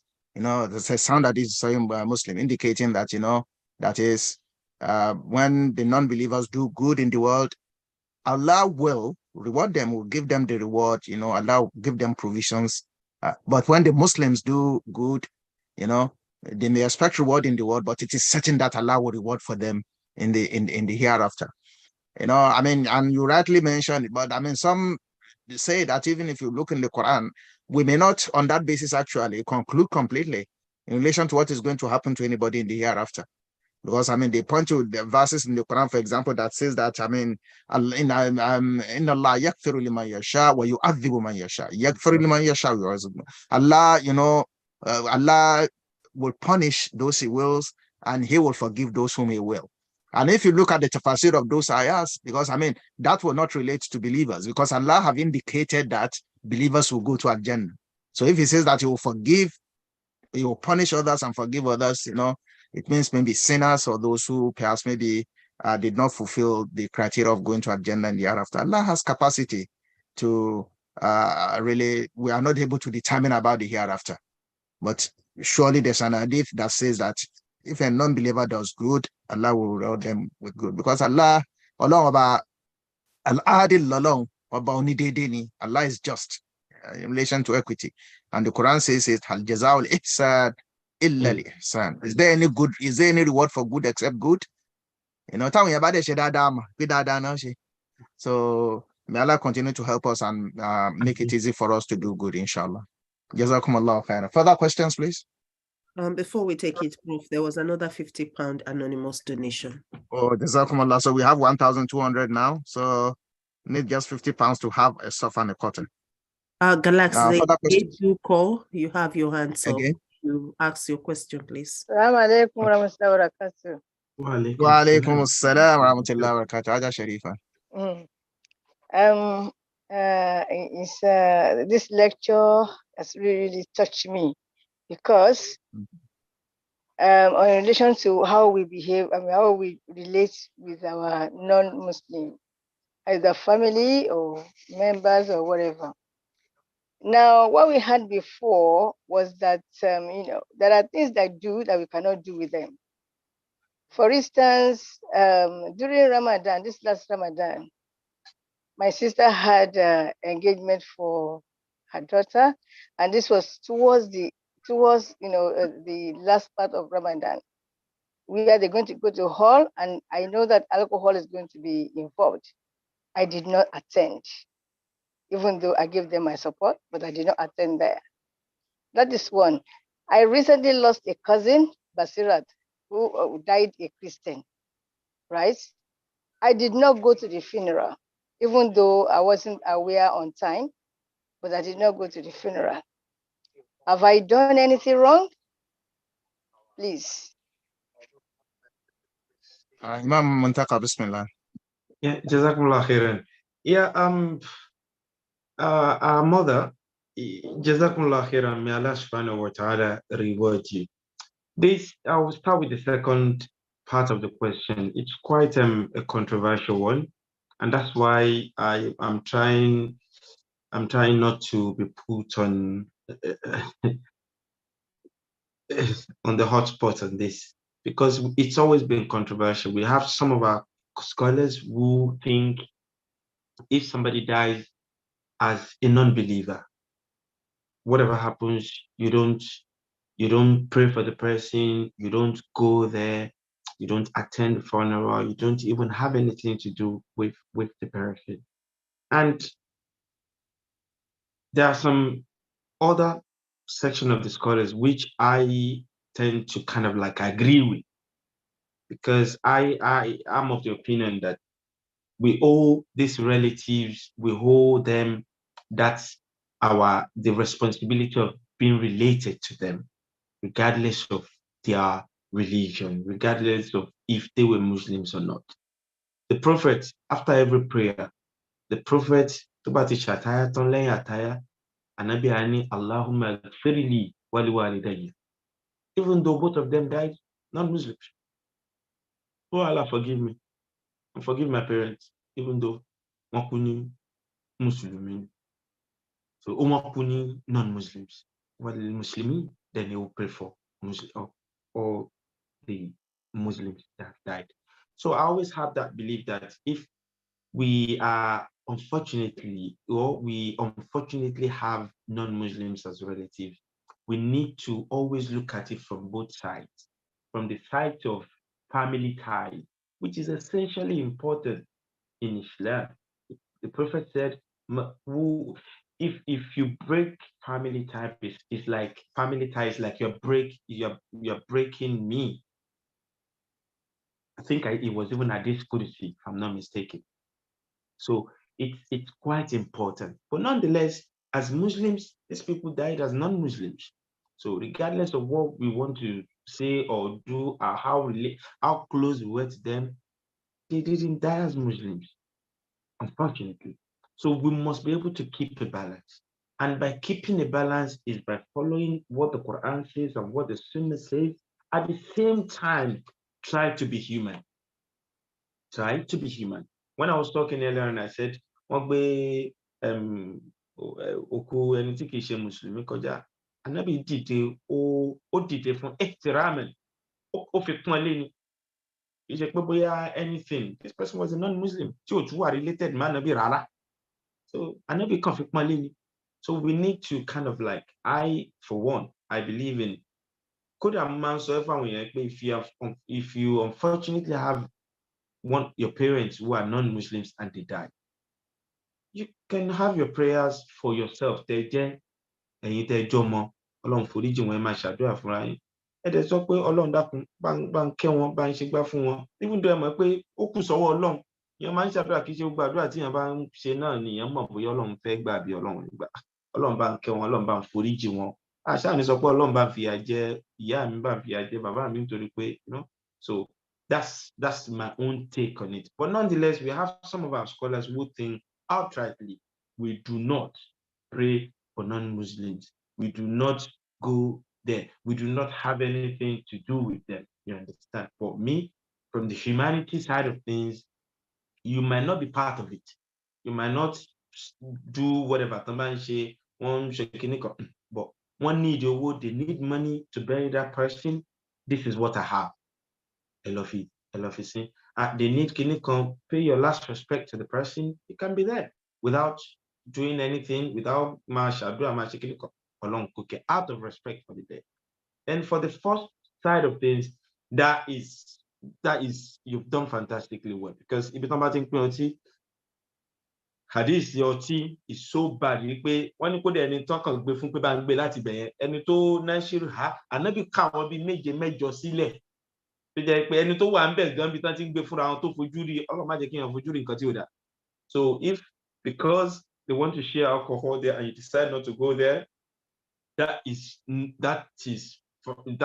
very okay. You haven't done anything bad in that. So may Kolonko Furichua. But on the first aspect, it's quite a bit difficult. It's a bit controversial. Some feel we should not have anything to do with them. But nonetheless, some of us, we just feel like, especially in the world we live in, so it's easy for scholars of Saudi Arabia to say, no, if somebody dies as a Muslim, because one Christian family, I don't have any Christian in my family, extended or non-extended. But I look around me and I see families that are mixed.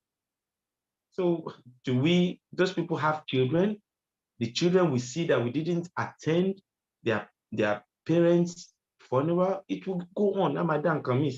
Whereas we can go there out of respect and we don't, it's not like people here, that's just my own personal take. But there are some scholars that feel we don't have anything to do with them at all. Jazakumullah khair jaza, Imam Muntaka. I mean, you answered appropriately. I just want to put a little bit of ziyada. Now, the second part of the question which you answered, yes, but we need to make it clear. I think the area that has controversy is about whether we can pray for them or not. But whether we can participate in their burial or funeral, I mean, there's an hadith on it. I mean, and it's very, very popular. I mean, the hadith Sahih. If you look in Silsila of Albani, he also confirms it by hadith Sahih, that when the father of Sayyidina Ali died, that is Abu Talib. Abu Talib was the uncle of the Prophet Muhammad sallallahu alaihi wasallam. We know the role that Abu Talib played in the life of the Prophet. He never accepted Islam, but he protected the Prophet a lot. Now, when Abu Talib died, it is said that Ali came to the Prophet and told him that your uncle has died. The Prophet said, go and bury him. He said, I cannot go and bury him. Mata mushrikan, he died. The Prophet said, go and bury him. And when you bury him, after you bury him, this clear what the hadith says. After you bury him, don't talk to anybody until you come back to me. And the hadith narrates it clearly. So Ali went and buried his father, Abu Talib, and he came back to the Prophet Muhammad sallallahu alaihi wasallam, and he said he came back with dust and sand on his body. And he said the Prophet told him to go and take a bath. After he took a bath, he came back. The Prophet then prayed for him, Abu Talib. Prayed for Ali for burying, his father. Now, so, the truth of the matter is, if you have a relative who died, and another hadith is what, occasion, so it's what, Imam Muntaka cited, that a Jew's body was being taken on, and the Prophet stood up for it. We have to, play our role. If you have a family who died in relation to the burial, we have to play a role, especially if it's a parent. And this question, actually, because you mentioned Saudi Arabia, there are Saudi scholars who take a different position completely. If you look, Ibn Uthaymeen, for example, was asked that question in one of his, fatwas. That somebody, right? It's even in the Arab world, there are some people in Egypt and other places. This person asked that his father is a non-Muslim and he died. Should he participate in the burial? And Ibn Uthaymeen gave him this answer, and citing that hadith, indicating this hadith Sahih. You find a Silsila Albani, he said you can bury your father. And the only thing he said was that, well, what Islam prohibits us from doing is that, we should not pray. And there's a difference of opinion, as you rightly mentioned, in relation to whether we can pray to them or not. Some scholars find a way around it, indicating that, what the Quran says is that do not seek forgiveness for them. As long as you do not seek forgiveness for them, you can pray that let Allah bless them. Yarhamhum. Yes, it is different from saying that may Allah forgive them. So you find out it's a difficult question, and it's a lot of the time, people try as much as possible to, look at things in context. But in relation to burying, look, let me tell you, now actually, you find out that, the jurists have actually, now look, what of, for example, you say don't bury a non-Muslim. Maybe if in a Muslim community, somebody is there, a non-Muslim, he has no family, he died. They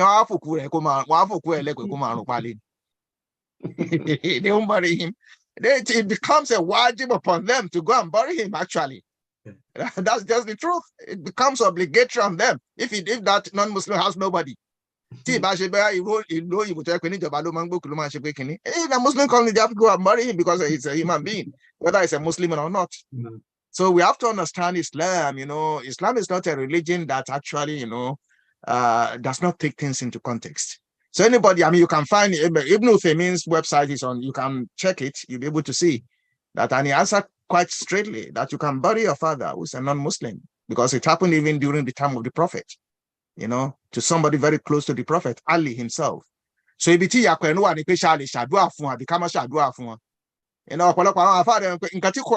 now interpreted the Quran literally.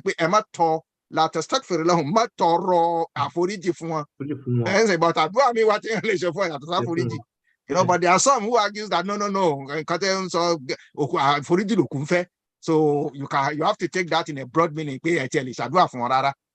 You know, so it's quite, I mean, a difficult issue. May Allah, wallahu alam, may Allah continue to make things easy for us and guide us, all right, inshallah. I think, can we take one more question before we round up? We have 2 hand raised and 1 question. Okay, bismillah. Mulkat Ibrahim. Assalamu alaikum wa rahmatullahi wa barakatuh. Wa alaikum assalam wa rahmatullahi wa barakatuh. Yeah, I was just going to contribute to the last question, but Prof has said what I was going to say with regards, part of what I was going to say with regards the order that Rasulullah sallallahu alaihi wasallam gave Sayyidina Ali to go and bury his father. So we have a duty to bury our dead. That is there. However, I just wanted to say that from everything that has been said about Rasulullah sallallahu alaihi wasallam today, the importance of us having good character. What I have seen in my experience with working in the community is that where a Muslim loses a family member who is not a non-Muslim, the community do not go and visit that person. I think this is wrong because we send a message that we are wicked. If Rasulullah sallallahu alaihi wasallam could stand up for somebody and say, was he not human? So does it mean that the person whose family member has died, a non-Muslim, does not have feelings? They do not miss their loved ones? Does it mean that they can suddenly have their appetites? They will still have the same feelings that everybody has. So we have a duty to show empathy and to visit the families. It doesn't mean we are going to pray for them. We are just to say, may Allah make this easy for you. It's very, very difficult to lose someone. So I want us to have, I'm just saying this, I'm putting this out there because of our general attitudes. And you see, it's just like Rasulullah sallallahu alaihi wasallam was a living Quran. We have been told today by the lecturer that we should be mimbars that calls to Islam. So our attitudes can actually drive people away from Islam. And that is why a lot of our members, because non-Muslims then go visiting them, they now see sympathy in them. Everybody likes kindness. And it's in us. And that is one of the reasons we lose our members. Yes, things unfortunately happen to people. We have no control over it. Yeah. But we must be able to be there to stand with people and show empathy. I just wanted to put that out there. Assalamu alaikum wa rahmatullahi wa barakatuh. Wa alaikum assalam wa rahmatullahi wa barakatuh. Jazakumullah khaira jazaya shams for that addition. May Allah reward you for it. We have one more hand up. Toyin, I was going to say something to what I don't know. Okay, now sorry, just please, Muntaka, go on. Yeah, it's quite because I had a personal experience in 2012. I'll make it brief. One of our sisters in the community, quite popular, energetic, always going around helping people. You know, very, very popular. And I didn't even know that her parents were non-Muslims. And it was when she got here that she loved Islam and she started practicing. I thought maybe she was born Muslim and because of the way she was practicing Islam. So she eventually lost her father. And, you know, somebody that was always at everybody's event, always going around. She lost her father. And the next thing I heard was she wanted them to have a prayer. Then they said, they concluded, they said, nobody should go. Nobody, because Babe, if it didn't, so I didn't even know anything. I got the text message. And Mbaka, it was the day before she now called me that she was crying, saying this is what community she cannot go home because of papers, and she was just there. Who said it? And I had to just call some of our fathers that were involved. Like Haja Mulka said, you must be young to fear. This kind of, they were like, no. And the next day, I just went there, and all the people that were there, we sat down, we prayed for her. We did all the prayers that we could do for her. Baba, we didn't do anything, we didn't say anything about it. Baba. We prayed for her. She saw us there. Non-Muslims, they were there as well. They were there. So imagine Muslims not represented there. And this woman, it took a lot of effort for myself and one of our first quite scholars in this country, quite popular, that it took a lot of effort from us to make her go back to her old self in the community. She almost lost hope in the community and said, no, So, like she already said, people go through emotions. We should always feel for them. Some of us we are fortunate enough to just come from strictly Muslim home. Some people do not have that fortune. So may Allah subhanahu wa ta'ala forgive us all. Jazakumullahu khairan jaza. Prof, are we able to take let's take one more. I mean, people already have their hands up. Seek your indulgence, I mean, on the platform, please. These are important questions and they are practical questions that we confront every day, inshallah. So let's take those questions. For you first, then I'll read the question. Okay. Assalamu alaikum warahmatullahi. Wa alaikum assalam wa rahmatullahi wa barakatuh. Yeah. Please, some of my mom's siblings, some of them are Christian. Like I have Christian as a family, and when I pray every morning, like after my Fajr Salat and all that, sometimes I just say this. There is this prayer. This Rabbana Igifirili Wali Waladaya Walili Mumin, So I pray that a lot. I've lost my both parents. My parents are Muslims. My mom was a Muslim before she died. My father, a Muslim, a Tabligh, inshallah. So now saying we can't pray for the Christians, like my auntie, Abro Mommy me, Auntie Maria, I pray for them. Like when I even pray for them, I mention their name along. Shaforiji Fan will be me. Shaforiji Fun, Auntie Maria, Then there's this my uncle's wife too. But Obi Moton, she was a Muslim, but Ofe Uncle me lower change see Christian. Uncle me no, she's my dad's my mom's half siblings, like brother. My father's side were all Muslims, but my mother's side they have Christians and they are siblings, like half sisters. She understand. So I pray for these people. So is it wrong? Because Sheikh now Muntaka. Listening that is wrong. Is making me, and I pray for them by virtual in fact, if I Kamuliku, I send it to them as well. I know they are Christians, but because and I pray for my mom, and these are the people that Batiyamiku, they were there for me, blah blah blah. Because my mom, I was at age 5 when my mother died, so I grew up to know these people, most especially the Auntie Maria, and the Auntie Maria could be Molaye Tofiku. Yeah. You understand? Okay. So I see me doing it for her is like doing it for my small mommy. Did you get? That's right. Yes. I think Jazakumullah khairan, Nadia. I think Prof answered that question earlier on fantastically well. And one thing I want to point out here is Islam respects non-Muslims. Islam loves mu'ahidun, those especially those people of the book, and Christians, Jews. I don't want this question, if we don't know where we're coming from, they might be putting Islam as, Islam is against Christianity or against, no. Even to his certain, the Prophet said, Man zalama mu'ahadan aw intaqasa min haqqihi shay'an fa ana ajiduhu yawm al-qiyamati. Whosoever kills a Christian or takes away his or her right, I will be a lawyer to that Christian against that Muslim on the day of Qiyamah. It is how much the Prophet and Islam loves our Christian brothers and Jewish and all of them. Even though they don't reciprocate that love. It's always good to point it out. But nonetheless, we are bound to live with them and treat them with love and care, whether they are part of the family or not. But nonetheless, Islam is a religion based on principles. And what Prof has told us, there are ways around it. Olombami Shanu, Auntie Maria, I know how much you love her. I know where you place her. So I do attention for don't stop it. Ekonly change it. Be professional of one. Auntie Maria, Olombami Shanu, Olombami Shigba fun, Olombami Shawu fun. It won't be as in that word that loves you, which is what Prof was telling us, what some scholars said, that we should not outrightly seek for their forgiveness, because along way against it, they come out, but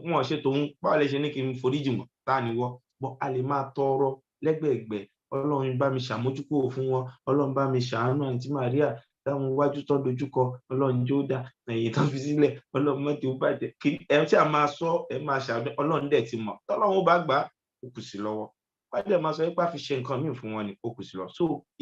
we are not outrightly saying we are not outrightly saying and we are not outrightly saying she's gone and because she wasn't a Muslim. No, but we just have to continue to live our lives as upright and mustaqimun in Islam.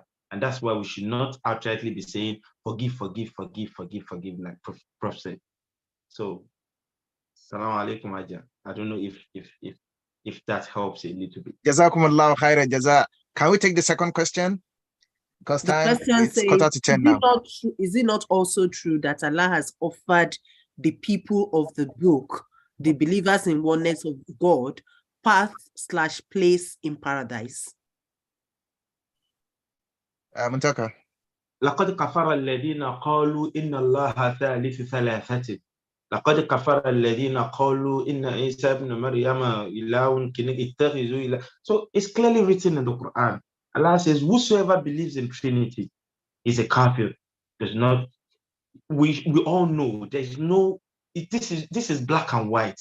There's no in between. We know Christians of today, they are different from Christians of the times of Prophet Muhammad. During the time of Prophet Muhammad, Christians from Najran, they came to visit the Prophet. And when they came to visit, it was time for them to pray.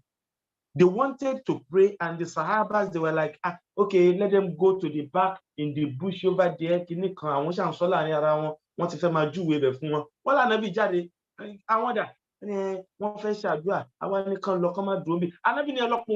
and call them for me.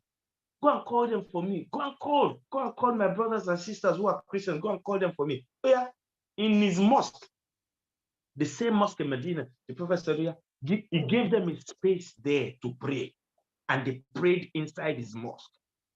Those Christians, they are different from the Christians of today who says 3 in 1, who says they don't even believe in God again. It's just Jesus, Jesus, Jesus. And that's why the Quran says, Laqad kafara. Allah says, whosoever says Jesus is God, that person oti blaspheme, that person oti shekeferi. Embassy so shekeferi. So there are Christians, there are Christians. The people of the book are different from what we see today. These ones don't even believe God exists anymore. They believe it's just Jesus, Jesus, Jesus. And Islam does not, it's not like we're sat here and trying to pit us against. No, we're just talking about what the Quran says. So the Quran does not, Christians no. Àwọn tí Islam bá láyé, àwọn tí Islam ò bá láyé tí wọ́n ti lọ síwájú, tí wọ́n gbà fún Ànábì Ìsá, ọmọ Ànábì Ìsá ni wọ́n wà l'Áljannah. Àwọn tí wọ́n tẹ̀lé lánàá Ànábì Ìsá tó gbé kalẹ̀, tó jẹ́ pé ìlànà ẹ̀ náà ní pé dígbàgbọ́ nínú Ọlọ́run ẹyọ kan ṣoṣo. Those ones wọ́n wà l'Áljannah. Ṣùgbọ́n àwọn tí Islam bá láyé tí wọ́n ṣe Islam, there is no path for them in the Quran. There's nowhere in the Quran where Allah has said wọ́n wà l'Áljannah. But nonetheless, I always try to let us understand it is not my own doing. I don't have that capability to start judging people, to start saying, you are the Christian of today, you are the Christian of yesterday. No, these ones are different. No, for me, I always see them as people of the book. So I treat them as people of the book. When I see them, I sit down with them, I relate with them, I talk to them, I eat with them like the Prophet did. I don't judge them, I leave them. We talk, we relate, I tell them about Islam, I invite them to Islam, I listen to them, I don't fight them.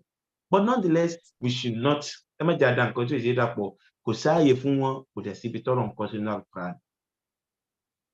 Jazakumullahu khairan jaza. I think, tonight we have really benefited a lot from Imam Muntaka Ibn Badi Zuglul. May Allah increase in knowledge, and may Allah really reward you for your time with us. And all those who have, contributed to buying the soft tonight, may Allah put it in your mizan of khair. May Allah reward you and every one of us. The O ye who believe ayah today is Surah Al-Baqarah, Quran chapter 2, ayah 208. Allah says, Ya ayyuhalladhina amanu, udkhulu fis silmi kaffa wa la tatabbi'u khutuwati shaytan innahu lakum aduwwun mubin. Allah says, oh, you who believe, enter into Islam completely. Udkhulu fis silmi kaffa. Enter into Islam completely. وَلَا تَتَبِعُوا خُطُوَاتِ الشَّيْطَانِ, and don't follow the footsteps of shaitan. إِنَّهُ لَكُمْ عَدُوٌّ مُبِينٌ. He's a very clear enemy to you. That's Quran 208. May Allah accept our ibadat. Allah accept this as an act of ibadah for us. So until we meet next week, inshallah, I will hand over back to Taslim to sign us off. Taslim.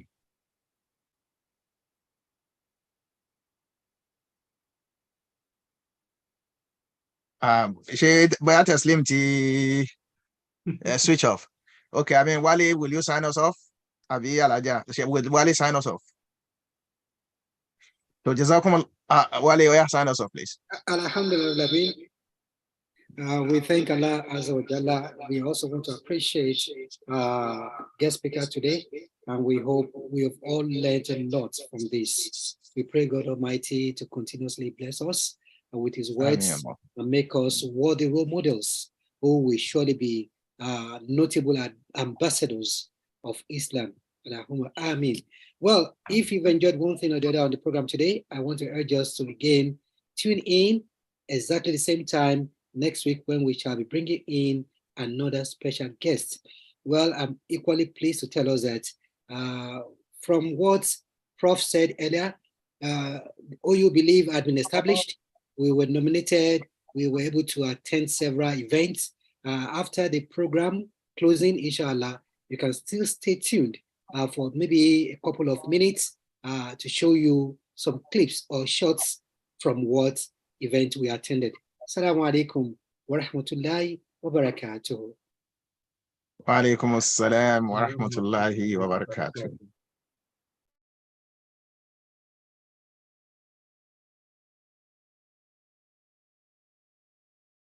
By investing in this opportunity will change your life. Are you ready? Start the clock.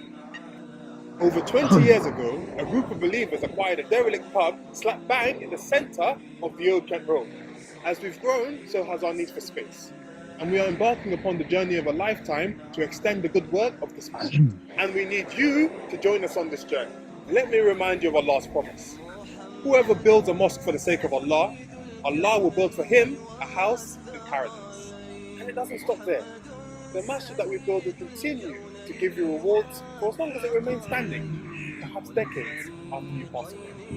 Think about all the people who attend the mosque to pray 5 times a day, every single day of the year. The Jummah service that is attended by hundreds of people, the hundreds of youngsters learning how to recite the Quran, and your fellow brothers and sisters breaking their fast in the month of Ramadan, right here in this masjid. Inshallah, you'll get a slice of the reward.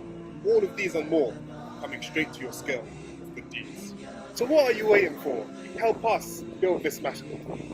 Sponsor a prayer space and get your friends, neighbors and loved ones to sponsor one too.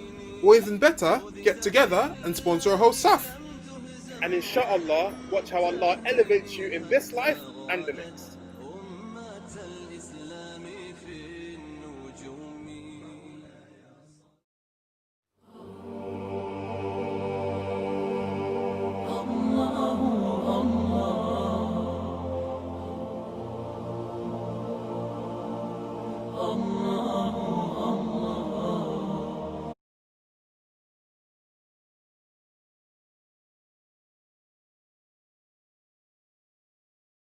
يا أيها الذين آمنوا اتقوا الله وقولوا قولا سديدا يصلح لكم أعمالكم ويغفر لكم ذنوبكم ومن يطع الله ورسوله فقد فاز فوزا عظيما. إنا عرضنا الأمانة على السماوات والأرض والجبال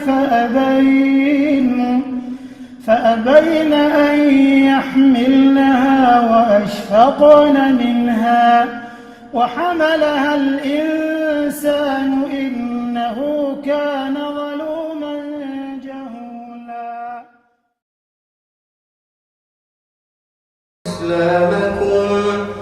بل الله يمن عليكم أن هداكم للإيمان إن كنتم صادقين.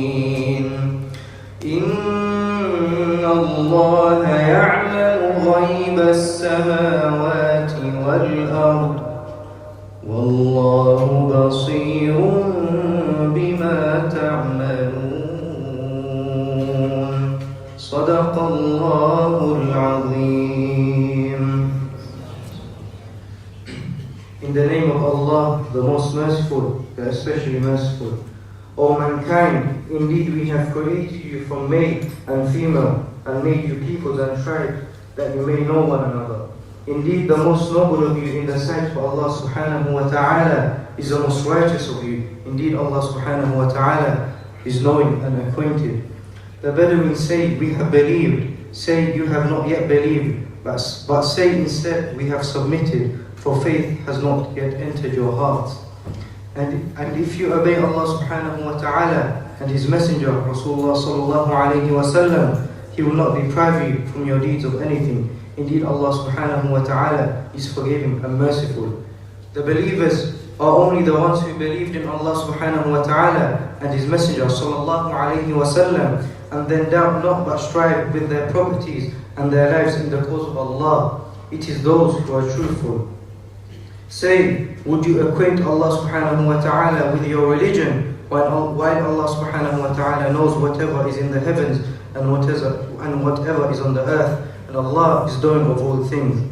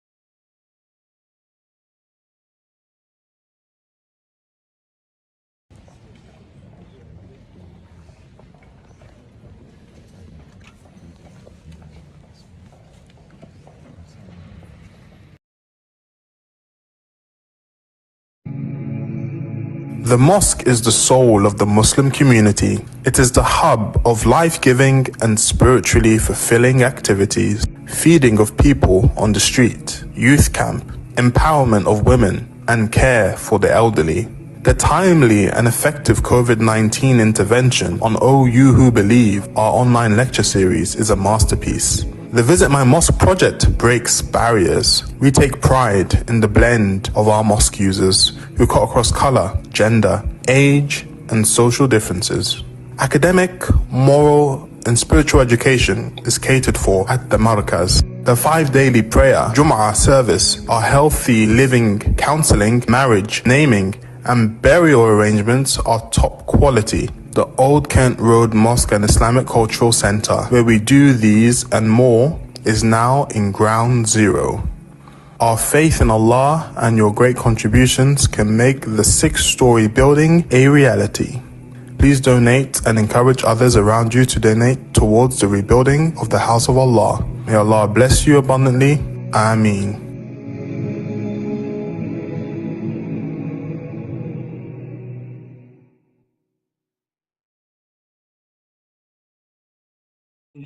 Assalamu alaikum. That was really nice. Mulawale.